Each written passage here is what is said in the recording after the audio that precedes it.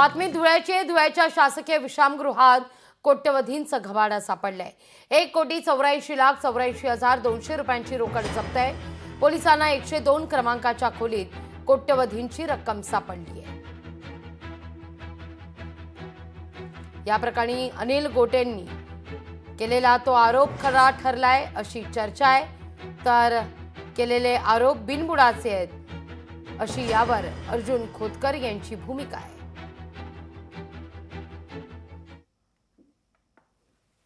मला जे आकडे कळाले त्याप्रमाणे महापालिकेकडून 80 लाख, बांधकाम विभागाकडून 50 लाख, RTO कडून 1 कोटी असे आकडे आहेत। सगळ्यात महत्वाची गोष्ट म्हणजे त्या ठिकाणी पैसे आहेत त्या ठिकाणी कुठल्या कुठल्या अधिकाऱ्यांनी किती पैसे द्यायची यादी आहे आणि दुसरा कोणी पाहिली नाही, मी स्वतः पाहिली। यामध्ये कोण होतं, कोण काय करत होतं हे सगळं बाहेर येईल। हे अतिशय गैर खात्याची दयनीय अवस्था आलेली आहे।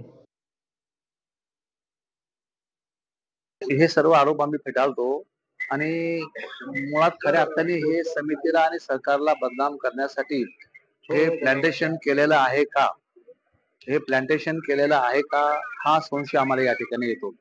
आणि मला असं वाटतं की त्यांच्या आरोपामध्ये कुठलंही तथ्य नाही आणि त्यांची ही जुनी सवय अशा पद्धतीने आरोप करायचं आणि शासनाने समितीला बदनाम करायचं।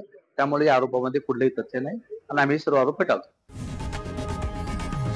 लोकशाही मराठी ऐका, पहा, जागरूक रहा।